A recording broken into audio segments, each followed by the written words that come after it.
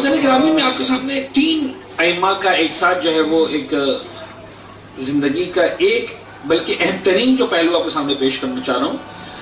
ایک ہمارے چوتھے امام، ایک ہمارے چھٹے امام، ایک ہمارے 8ویں امام. کربلا کے واقعات کے بعد اچھا تینوں ایکسٹریمز ہیں. اچھا اس کے بعد بھی ایکسٹریمز تو ہیں، بہرحال 9 اور 10ویں امام کے اندر بھی ایک الگ ہی ایکسٹریمز ہے جو ہمارے سامنے آتے ہیں. لیکن میں ان 3 اماموں کے حوالے سے کچھ آپ کے سامنے عرض کرنا چاہ رہا ہوں. چوتھے امام سرکار کربلا کے واقعات کے عینی شاہد، یعنی ایک وہ امام کہ جس نے کربلا کو اپنی آنکھوں سے دیکھا. دیکھیں عزیزان گرامی، ساری باتیں ایک طرف، لیکن بہرحال دیکھنا اور ہے، سننا اور ہے. میں اکثر ہی سوچتا ہوں کہ سرکار امام سجاد کی اگر شجاعت پر بات کی جائے تو چوتھے امام کی شجاعت کے لیے اتنا کافی ہے کہ کربلا کے واقعات کے بعد وہ 34 سال تک زندہ رہے. کبھی غور کیجیے گا اس انداز سے، اگر چوتھے امام سرکار کی شہادت جو ہے وہ واقعات کربلا کے بعد اور مدینہ منورہ لوٹنے کے بعد 1-1.5 مہینے میں 2 مہینے میں ہو گئی ہوتی تو شاید مجھے سے اناڑی خطیب کے لیے بولنا بھی بڑا آسان ہوتا، مورخ کے لکھنا بھی آسان ہوتا، عام مومن کے لیے بھی کہنا آسان ہوتا کہ بابا کیسے ممکن تھا جس نے کربلا کو اپنی آنکھوں سے دیکھا ہو. جو ذمہ داری امامت تھی کہ کاروان کو لوٹانا ہے مدینہ منورہ تک، شہزادی زینب کبریٰ کو مدینہ منورہ تک پہنچا دینا ہے، تو اس کے بعد امام زندہ رہتے تو کیسے رہتے. بڑا آسان ہوتا میرے لیے کہنا، آپ کے لیے سننا، کسی بھی مورخ کے لیے لکھنا. لیکن چوتھے امام سرکار آپ دیکھیں 61 ہجری میں کربلا کا واقعہ پیش آیا اور 95 ہجری 95 ہجرہ میں جا کر چوتھے امام کی شہادت ہوتی. اور اتنا طویل عرصہ امام نے قید حیات میں گزارا، اور ظاہر سی بات ہے کہ مصلحت پروردگار بھی تھی کہ امام زندہ رہے، لہٰذا امام نے ایک عجیب کام کیا ہے. ہم اس پر بات کریں گے کہ چوتھے امام نے کیا کام کیا. اور چوتھے امام کی حیات طیبہ کتنی مشکل تاریخ ہے اور کتنے مشکل ایام ہیں. میں صرف ایک چونکہ مجھے رفتار سے بات کو آگے بڑھانا ہے تو میرا دل چاہ رہا ہے کہ میں صرف ایک اوپر سے آپ کے سامنے ایک زاویہ پیش کروں. اگر تاریخ اسلام میں پوچھا جائے کہ بتاؤ وہ کون سا دور ہے کہ جب مسجد النبوی میں مسلمانوں نے وہ ظلم ڈھایا کہ گھوڑے استبل کے مدینہ مسجد النبوی کو استبل کے طور پر استعمال کیا گیا. مدینہ منورہ کے جو ہے وہ سرحد پر مسلمانوں کے ہاتھوں مسلمانوں ہزاروں کی تعداد میں، جس میں بعض روایتوں کے مطابق 700 سے زیادہ حافظان قرآن کریم جامع شہادت نوش کرتے ہیں. مدینہ منورہ میں ہزاروں خواتین کی عصمت دری ہوتی ہے. کب ہوا؟ چوتھے امام کے دور میں. اتنا مشکل دور ہے چوتھے امام کا. اگر پوچھا جائے کہ بتاؤ تاریخ اسلام میں ایسا کب ہوا کہ مسلمانوں نے خانہ کعبہ کو منجنیق سے مسمار کر دیا، تو یہ دور بھی کسی اور کا دور نہیں، ہمارے چوتھے امام کا دور ہے. جب جو ہے وہ حجاج بن یوسف ثقفی نے عبداللہ بن زبیر کو گرفتار کرنے کے لیے خانہ کعبہ پر باقاعدہ منجنیق برسایا اور خانہ کعبہ کو مسمار کر دی.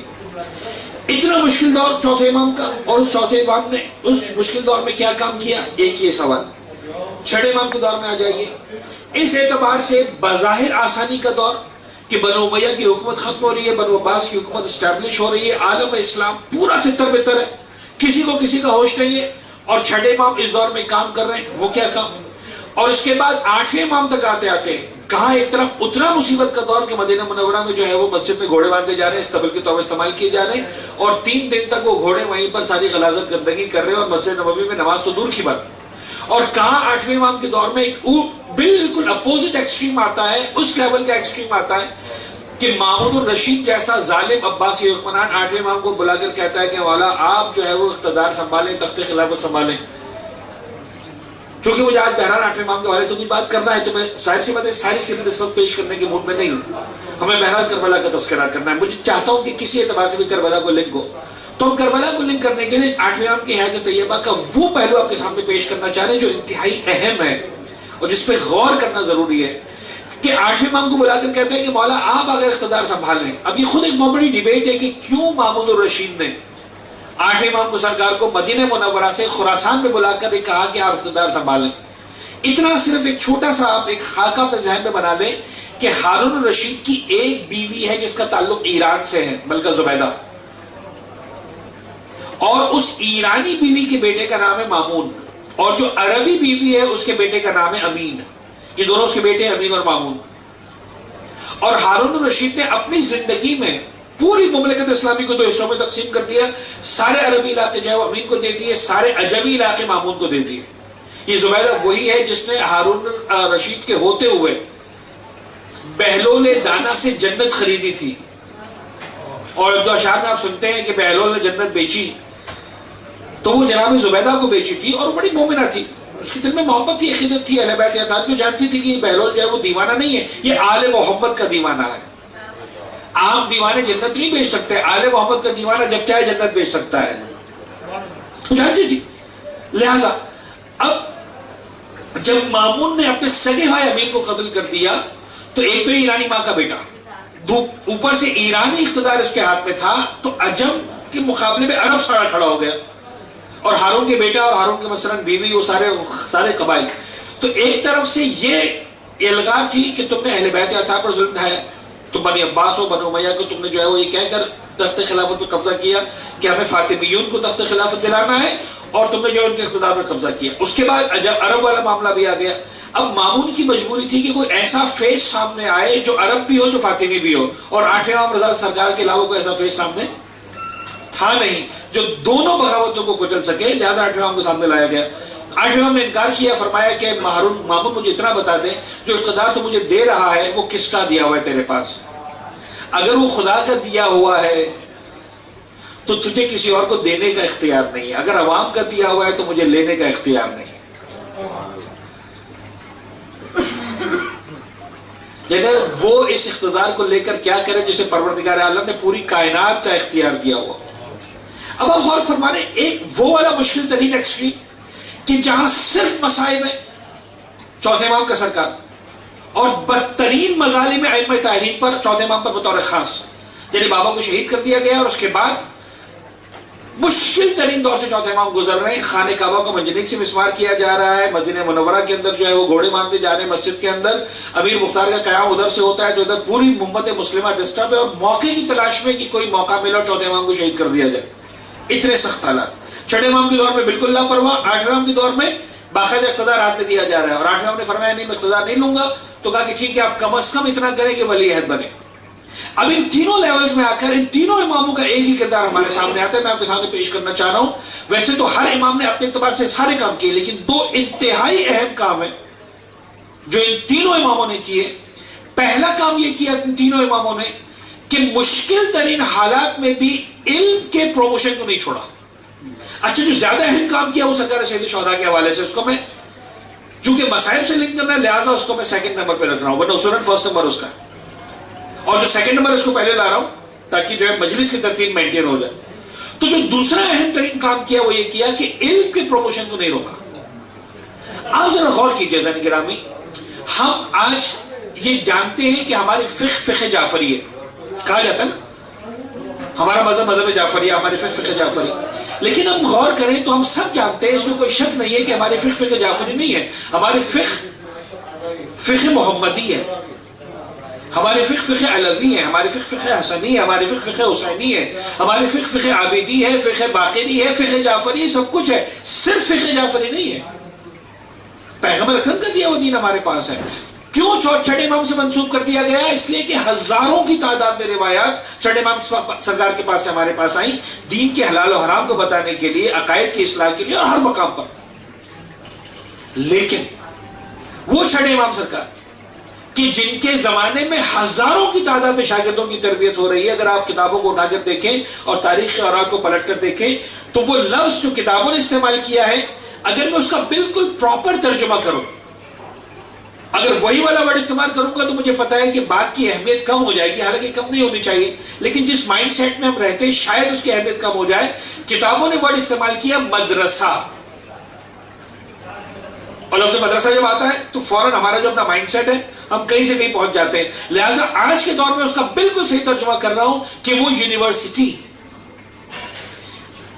کہ جس یونیورسٹی کے پریزیڈنٹ کہیں، چانسلر کہیں، وائس چانسلر کہیں، واٹ ایور آپ کہیں، اس لیے کہ ہمارے اعتبار سے امام کے پاس ہر طرح کے اقتدار اعلیٰ ہے، لیکن آج کل کے دور کے نارمس کو سمجھنے کے لیے جس یونیورسٹی کو چلانے والی ہستی کا نام چھٹے امام امام جعفر صادق علیہ الصلوۃ والسلام ہے، اگر آپ تاریخ کے اوراق کو الٹ کر دیکھیں تو آپ کو اندازہ ہوگا کہ اس یونیورسٹی کی بنیاد رکھنے والے امام کا نام علی بن الحسین زین العابدین ہے۔ ان مشکل ترین حالات میں چوتھے امام نے بنیاد رکھی، اور صرف حلال و حرام کا علم نہیں. چوتھے امام سرکار نے ہر علم پہنچایا. اچھا چوتھے امام کا جو مجموعہ ہمارے سامنے آیا وہ صحیفہ سجادہ کی صورت میں سامنے آیا. صحیفہ سجادہ کو اٹھا کر دیکھیں آپ کو اندازہ ہوگا کہ صحیفہ سجادیہ بظاہر کتاب دعاؤں کا مجموعہ ہے لیکن صرف دعاؤں کا مجموعہ نہیں ہے. صحیفہ سجادیہ میں دعاؤں کے انداز میں یہ چوتھے امام کا خاص انداز ہے کہ انہوں نے دعاؤں کے انداز میں توحید بھی سکھائی, نبوت بھی سکھائی, عدل الہی بھی سکھایا, قیامت بھی سکھائی, اخلاق بھی سکھایا, ادب بھی سکھایا, ماں باپ کی ذمہ داریاں سکھائی, پڑوسیوں کی ذمہ داریاں سکھائی, اولاد کی ذمہ داریاں سکھائی, حاکم کی ذمہ داریاں سکھائی, رعایا کی ذمہ داریاں سکھائی, مالداروں کی ذمہ داریاں سکھائی, غریبوں کی ذمہ داریاں سکھائی. ہر ایک کو بتایا تمہاری ذمہ داری کیا ہے, لیکن الفاظ دعاؤں کے استعمال کیے. مثال کے طور پر کبھی کہا پالنے والے ماں باپ کو اپنے اولاد کی صحیح تربیت کرنے کی توفیق عنایت فرما, بتا دے تمہاری ذمہ داری یہ ہے.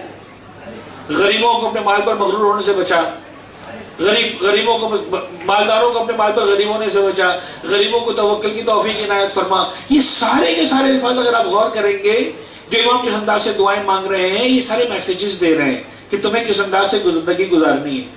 توحید کو ڈسکس کیا امام نے, نبوت کو ڈسکس کیا ہے. چھٹے امام سرکار کے پاس آتے ہیں, دنیا بھری ہوئی ہے, دنیا جانتی ہے کہ صرف حلال و حرام کا علم نہیں سکھایا چھوٹے امام نے, ہر طرح کے علم پر امام نے ڈسکس کیا. اور پھر آ جائیے آٹھویں امام سرکار کے پاس.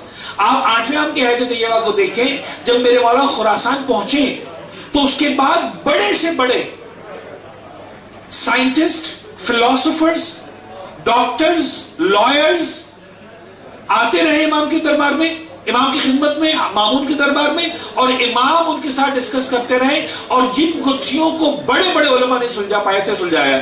یعنی ان تینوں امام نے اپنے اپنے دور میں جو بالکل مختلف حالات ایک ہی پیغام دیا کہ دیکھو اگر ہمارے ماننے والے ہو, علم کے پروموشن میں کہیں پر بھی مسٹیک مت کرنا, تمہاری فتح کا دار و مدار تمہارے صاحب علم ہونے پر ہے. مجھے نہیں پتا یہ میسج میں آج مناسب مجلس میں مناسب تھا نہیں تھا, دینا چاہیے تھا. میں سمجھتا ہوں ذمہ داری ہے گرامی. آج ہم کو زمانے کے امام کی ظہور کے لیے راہیں ہموار کرنی ہے. کیا کرنا ہے راہیں ہموار کرنے کے لیے؟ خدا کی قسم امام زمانہ کی ظہور کی راہیں ہموار کرنے کے لیے سب سے امپورٹنٹ طریقہ یہ ہے کہ پوری دنیا میں دنیا کو چلانے کے لیے بڑی سے بڑی پوسٹ اگر کریٹ ہوتی ہے, اہل بیت اطہار کے ماننے والے کے علاوہ کوئی اس پوسٹ کے لیے کوالیفائی نہیں کرنا چاہیے. آپ چاہے آئی ایم ایف کی بات کریں, آئی ایم ایف کے پریزیڈنٹ کی بات ہو رہی, مثال کے طور پر کوئی نہ کوئی تو ہے نا پریزیڈنٹ, کوئی اہل بیت اطہار کے ماننے کے والے کے علاوہ کوالیفائی نہ کرتا ہو اس کے لیے. ورلڈ بینک کی ہم بات کرتے ہیں نا, نہیں ہونا چاہیے کوئی فرد جو ورلڈ بینک کے پریزیڈنٹ کے لیے کوالیفائی کرے سوائے اس کے کہ اہل بیت اطہار کا ماننے والا ہو. یہ میں اور آپ آج پلان کریں گے تو 20 سال بعد کر پائیں گے. میں نہیں کر رہا دل میں کر ڈالیں. اگر واقعا نعرے لگانے سے ہوتا ہے, میں منع نہیں کرتا, بعض اوقات فرسٹ ایڈ ضروری ہوتا. ایمرجنسی میں جو آپ مثال کے طور پر جو ہے وہ مداوع کرتے ہیں وہ ضروری ہوتا ہے, اس سے انکار نہیں ہے. دھرنا بعض اوقات ضروری ہے, بعض اوقات نعرہ ضروری ہے, بعض اوقات پیمفلیٹ ضروری ہے, سب کچھ. لیکن لانگ ٹرم اگر پلان کرنا ہے ہم کو, واقعا امام کی ظہور کی رائے ہموار کرنی ہے, یاد رکھیے گا گرامی وہ نعروں سے نہیں ہونے والا, کبھی بھی نہیں ہوا, نہ ہوا ہے, نہ ہو سکا ہے, نہ ہونے والا ہے. اگر ہمیں لانگ ٹرم کام کرنا ہے, we need to promote the education amongst Shias. اور یہ میرے اور آپ کی ذمہ داری ہے. ہم سب سے پہلے یہ ذمہ داری لیں کہ ہمیں خود اس مقام تک پہنچنا ہے. اور اگر کسی وجہ سے ہم نہیں پہنچ پا رہے, کسی ایک بچے کا ہاتھ اپنے تھامنا ہے. خدا نے ہمیں نوازا ہے, پروردگار نے ہمیں دولت دی ہے اور ہمیں سوچ دی ہے, ایک بچے کو لے اس مقام پر پہنچائے کہ پھر اس بچے کو کوئی بیٹ نہ کر سکے, اور اس بچے کی ایجوکیشن اس لیے نہ روکے کہ اس کے پاس پیسہ نہیں تھا. ضروری نہیں کہ آپ مجھے آگے بتائیں کہ مولانا ہم نے فلاں بچے کا ہاتھ تھاما ہوا ہے, لیکن آپ کی ذمہ داری ہے. آپ 2 بچوں کا ہاتھ تھام سکتے, 2 بچوں کا ہاتھ تھامیں, 3 کا ہاتھ تھام سکتے, 3 کا ہاتھ تھامیں.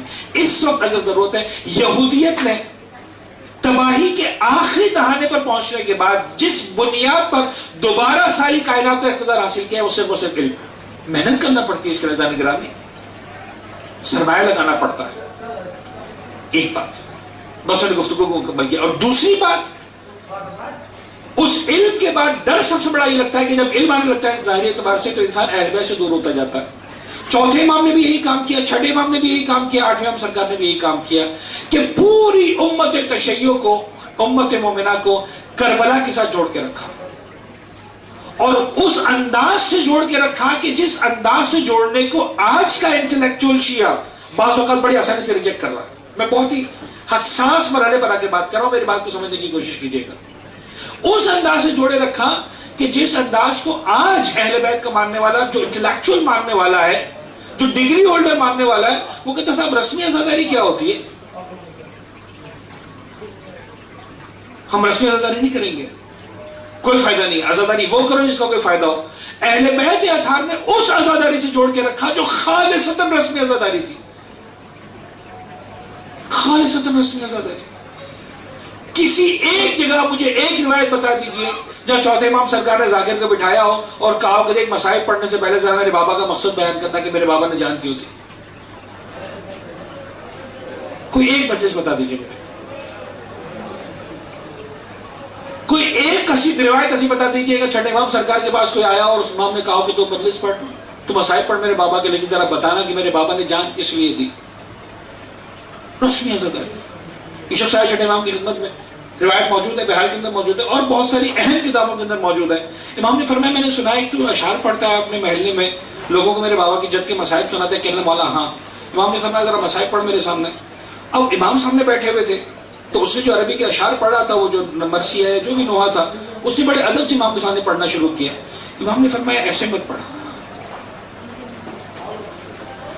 تم جو اپنے گاؤں دیہات میں جو پڑھتے ہو نا لائے میں اور تھوڑا سا آواز بنا کر اور چلا کر اور نوئے کی آواز میں، کہنے کا مولا مجھ سے نہیں پڑھا جائے گا. کہنے میں سننا چاہتا ہوں تو ویسے ہی پڑھ.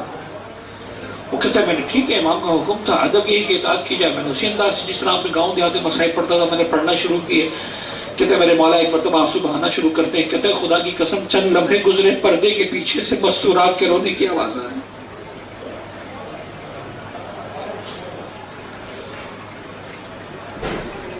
اہل بیت اطہار انہیں مدینہ والوں کی آپ جا کے تاریخ کو دیکھیں، عجیب جملے نظر آتے ہیں. مدینہ والے کہتے ہیں 11 مہینے کا چاند دیکھتے تھے، محرم کے مہینے کا چاند دیکھنے کی ضرورت نہیں پڑتی تھی. کیوں ضرورت نہیں پڑتی تھی؟ اس لیے کہ جب محرم کا چاند نظر آتا تھا تو امام صادق کے گھرانے سے رونے کی اتنی آواز بلند ہوتی تھی، امام کی گریے کی آواز سے ہمیں پتہ چل جاتا تھا محرم کا چاند نظر آ گیا.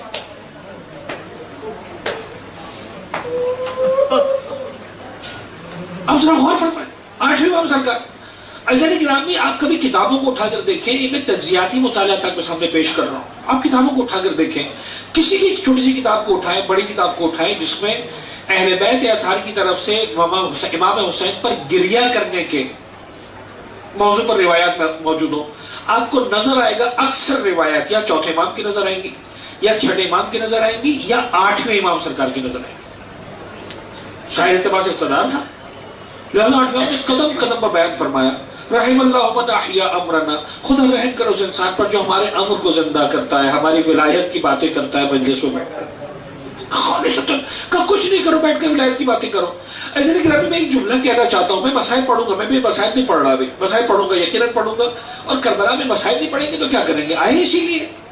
اب تو دعا کرتے ہیں تک میں خدایا ہمیں توفیق دے، ہم مولا عباس کے حرم کے پاس جائیں، مولا حسین کے حرم کے پاس جائیں، وہاں بیٹھ کر حسین حسین کرے. تو آج تو خدا نے دعا سن لی ہے، میں پڑھوں گا. لیکن عزیزان گرامی آپ غور کیجئے، چوتھے امام سرکار نے رسمی عزاداری کو زندہ کیا. عزیزان گرامی یاد رکھیے گا، جب رسم بنتی ہے تو زندہ رہ جاتی ہے. میرا دل چاہتا ہے، میں نے پہلے اور بھی کہا تھا، آپ عزیزان کے سامنے میں عرض کر رہا ہوں کہ خدا را وہ افراد، یعنی وہ اسٹوڈنٹس جو اس وقت یونیورسٹی اسٹوڈنٹس ہیں، اس وقت میں کیریئر کاؤنسلنگ نہیں کر رہا ہوں، نہ کیریئر گائیڈنس کے لیے میں یہاں پر بیٹھا ہوں، لیکن مجلس اعضاء کی ذمہ داری سمجھ کر ایک جملہ ضرور کہہ رہا ہوں. اور میں نے اب تک کسی کو نہیں دیکھا کہ اس فیلڈ میں کام کرے. وہ افراد جو سوشیولوجی پڑھتے ہیں، جو سوشل سائنسز کو پڑھتے ہیں، خدا را سوشیولوجی کے اندر اس ٹاپک پہ کوئی ریسرچ کرے اور ڈاکٹریٹ کی ڈگری لے کہ جب کسی بھی ایونٹ کو رسم کے ساتھ بنا دیا جاتا ہے تو وہ ایونٹ زندہ ہو جاتا ہے، پھر اس کے پیچھے کوسچن مارکس ختم ہو جاتے ہیں. اور آپ دیکھیں دنیا کے اندر جو جھوٹے ایونٹس ہیں، میں بہت ذمہ داری کے ساتھ جملہ عرض کر رہا ہوں، اور صرف کچھ دیر کے لیے عوام الناس سے ہٹ کر انٹلیکچوئلز کے لیے میں کچھ جو ہے وہ فوڈ فار تھاٹ دے رہا ہوں. 2-4 جملے میرے برداشت کر لیجیے گا، پلیز درگزر کیجیے گا، مسائل پہ آ جاؤں گا. جہاں جھوٹے ایونٹس ہیں، کوئی اس کے پیچھے بیک گراؤنڈ نہیں ہے، کوئی سچائی نہیں ہے، لیکن اس کو بھی اگر رسم سے ملا دیا جاتا ہے تو کوسچن مارکس ختم ہو جاتے ہیں، پڑھے لکھا انسان بھی اس کو سپورٹ کرنے کو تیار ہو جاتا ہے، اس کے پیچھے جھوٹی سچی دلیل لے کر آ جاتا ہے. آپ مثال کے طور پر کرسمس کے موقع پر وہ جو ایک بڈھا بابا آتا ہے، کیا نام ہے اس کا، سینٹا کلاus. سینٹا کلاus پوری کرسچن ورلڈ جانتا ہے کہ there is nothing like Santa Claus in the world. لیکن وائٹ ہاؤس کے اندر بھی آپ کو سانتا کلاus کا تصور نظر آئے گا، غریب سے غریب کرسچن کے گھر بھی سانتا کلاus کا تصور نظر آئے گا، مالدار سے مالدار کے گھر پر بھی، پڑھے لکھے سے پڑھے لکھے انسان کے گھر پر بھی، جاہل سے جاہل کے گھر پر بھی. پڑھے لکھے سے بھی کہو کہ یار یہ تم کیا کر رہے ہو، تمہیں پتہ ہے ایسا کچھ نہیں. کہا ہم کہتے ہیں ہمیں پتہ ہے کچھ نہیں ہے، لیکن ہمارے بچے کے دل میں محبت پیدا ہو رہی ہے تو کیا ہے، رات کو جب بچہ آخر میں تھک کے سو جائے گا، جب تک وہ نہیں سوتا انتظار کرتے، جب وہ سو جاتا ہے پھر اس کے تکیے کے پاس کوئی گفٹ رکھ دیتے ہیں، بیٹا تم جاگتے رہے لیکن آخر میں تمہاری آنکھ لگ گئی، سینٹا کلاus اسی وقت آ کے تمہارا گفٹ رکھ کے گیا. جھوٹ، 100% جھوٹ ہے کہ نہیں ہے؟ مجھے ایمانداری سے بتائیے. پڑھے لکھے افراد میرے سامنے بیٹھے ہوئے ہیں. ہیلووین کیا ہے؟ اتنے بڑے بڑے کدو پال رہے ہیں اپنے گھروں کے باہر رکھے ہوئے، کچھ بھی نہیں ہے.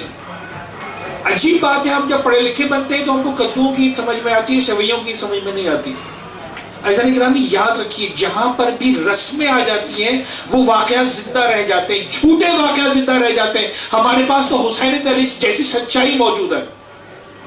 خدا نے اس رسمی عزاداری کو زندہ رکھیے. میں یہ نہیں کہتا کہ مولا حسین کے فضائل کے ساتھ تعلیمات حسین بن علی کو بیان نہ کیا جائے، ضرور بیان کیا جائے. ہم کیا کر رہے ہیں نہیں کر رہے تو وہی تو بات کر رہے ہیں، لیکن خدا نے اس رسمی عزاداری کو زندہ رکھیں. چوتھے امام نے رسمی عزاداری کو زندہ رکھا، آٹھویں امام نے رسمی عزاداری کو زندہ رکھا، چھٹے امام نے رسمی عزاداری کو زندہ رکھا. رسمی عزا کرو، میرے بابا کے مسائل پڑھو، بس دیٹ ختم ہو گئی بات. 1 پوائنٹ ایجنڈا، مسائل پڑھو. زہری جیسا امام زہری، اس کا تعلق چوتھے امام سے یوں ہے کہ بڑا محب ہے، اہل بیت کا ماننے والا نہیں ہے، اہل سنت کی فقہ امام ہے، اس کا ایک خاص انداز ہے. لیکن چوتھے امام کا بڑا احسان تھا، ہسٹری کو جا کر پڑھیے، ایک بہت بڑا احسان. ایک ایسے وقت میں آ گیا تھا کہ زہری جیتے جی خودکشی کرنے کو تیار ہو گیا تھا، اینڈ امام زین العابدین واز دا پرسن کہ جس نے اس کو نکالا. صلوات پڑھے محمد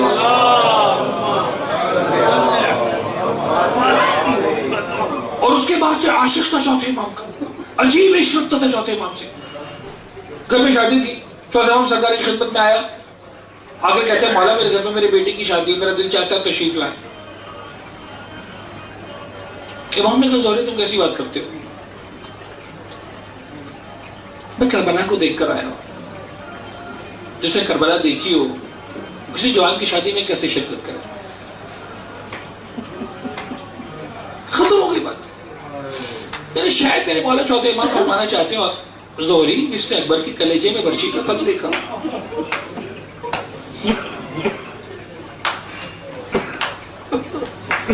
یہ کیا ہے؟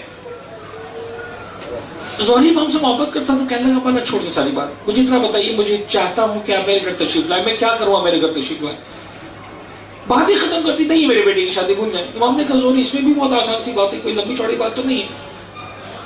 تو چاہتا ہے میں تیرے گھر پر آؤں، تو ایک کام کر، میرے بابا کے مصائب سنانے کا اہتمام کر، تجھے بلانا نہیں پڑے گا.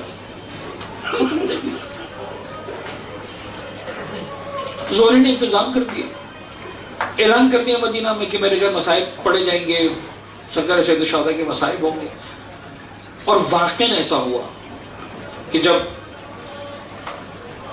مجلس کا اہتمام ہوا، جب سب آگے ذاکر پڑھنے کے لیے، تو اسے چاہ کے جاؤ مولا کو بلا کر آؤں. دیکھا کہ امام سامنے سے آ رہے ہیں. میں نے پڑھا جو بلا کے سامنے مصائب پڑھنے میں صرف سمجھانا چاہ رہا ہوں، رسم اداری کو زندہ کی. اور چوتھے امام نے اپنے عمل سے بتایا.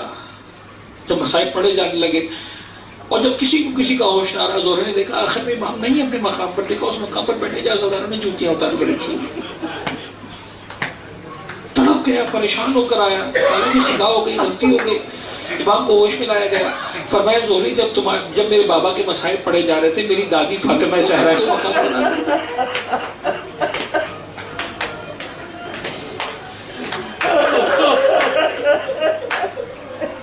میں نے علماء سے سنا ہے میری دادی اپنے بالوں کو کھول کر زیر سماعتوں میں دعا دے رہی تھی، تم میرے اجڑے گھر کا ماتم کرتے ہو، خدا تمہارے گھروں کو آباد.